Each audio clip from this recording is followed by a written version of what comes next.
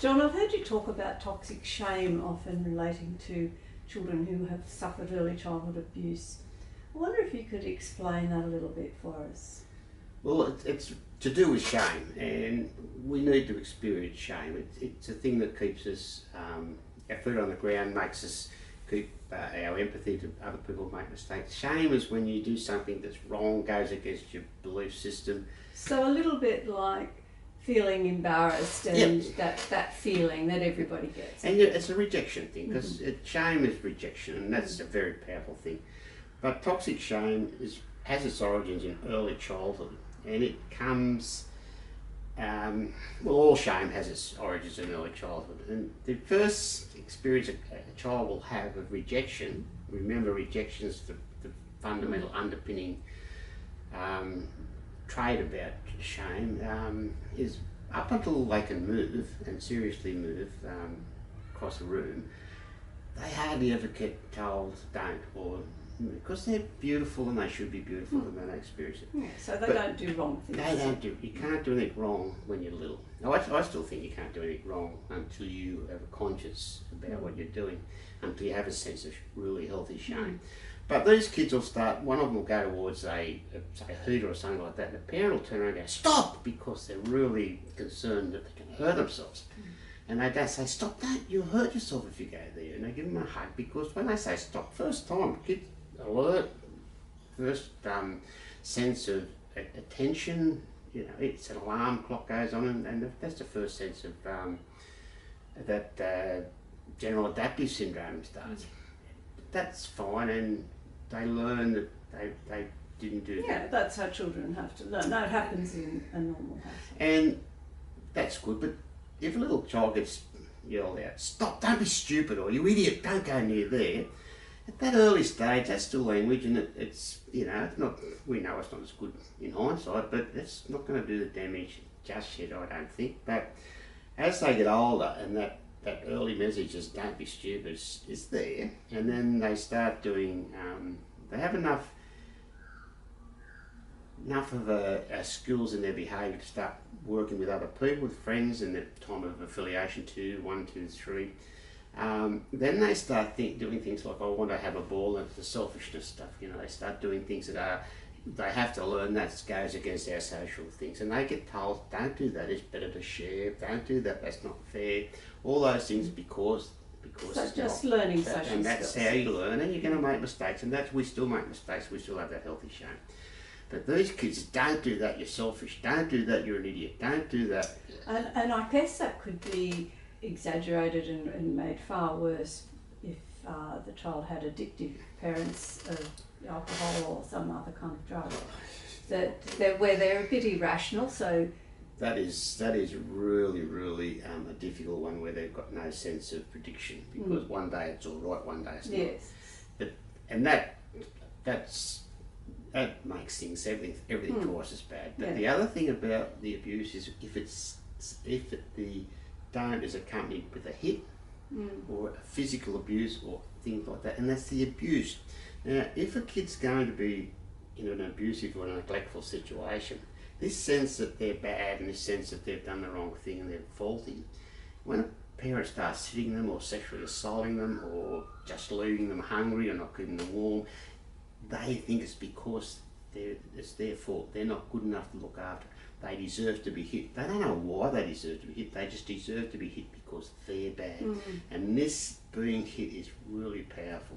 It does seem from the readings that I've had that it's not as common to be neglectful for physical things, like they're not always left hungry or cold. It's more the emotional abuse that causes huge amounts of damage, and yelling, and doesn't even have to be sexual abuse, it could just be this constant abuse, verbally or emotional.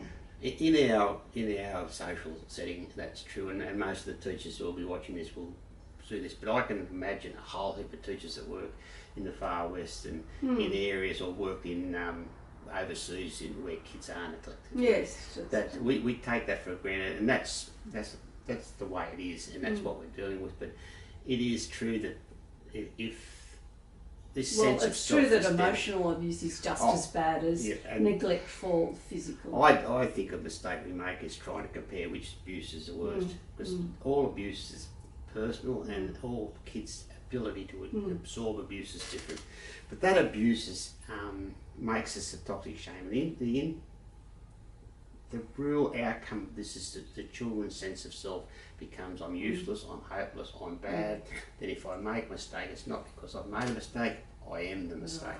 And so for that to translate into the classroom as they get older, I would imagine the teachers dealing with a child who's very hypervigilant, has two threats, very hypervigilant when they're not getting things right, that they're, they would get extremely defensive, which could manifest in some quite difficult behaviours, I would imagine.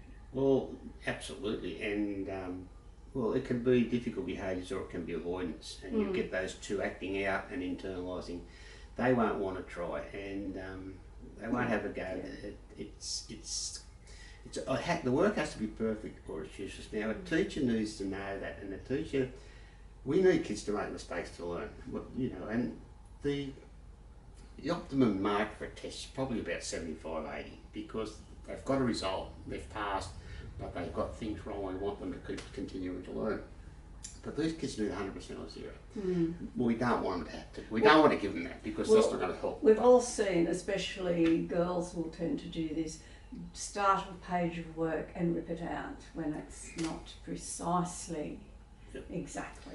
You see them doing artwork, and you watch a functioning artist, they scribble and scribble and scribble and they get there. But these kids, the first line, if it's not perfect, the whole thing's bad, and they'll rip it up or spill things on it. That's something a teacher has to know. So it's the language and the way we react to that is crucial. We do everything we can to make the mistake separated from the child. You hear teachers and it flows off the lips real easy. What are you doing? It's stupid. I told you, can't you do anything right?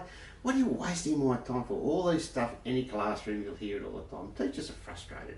They haven't been trained either that the damage those words will do to probably between 1 and 11% of their class, and in some areas 25 to 30% of their class. That is damaging, because these kids have got toxic shame. So if you've got a child doing a piece of work, and say you're doing a bit of artwork or a maths problem, and the teacher goes and has a look at the child, and the child's making a mistake. But you don't say that's a mistake, you say, okay, we're getting there, how do you think we can go on from here? How do you think we can make this better? And the word we is we're together. And I'm not, you're going well, and this inclusiveness, because remember, if we say we're not rejecting, we're going with you, and that is hugely important. Right, so once again it does boil down to the fact that the teacher does have a responsibility to understand how these behaviours manifest and what's happened in their life of trauma that would allow those behaviours to manifest in the classroom. And if they understand how that happened, they're much more likely to be able to manage it in a very responsible way in the classroom. I think that's a professional teacher's duty, that if you recognise dysfunctional behaviours in the classroom, and not only recognise them, but have the professional skills and the background to help deal with them. And it's very, very difficult. So there's no silver bullet, but continually reinforcing that then maybe they can heal, and then they can take their place in healthy shame and healthy society. Thank you, John.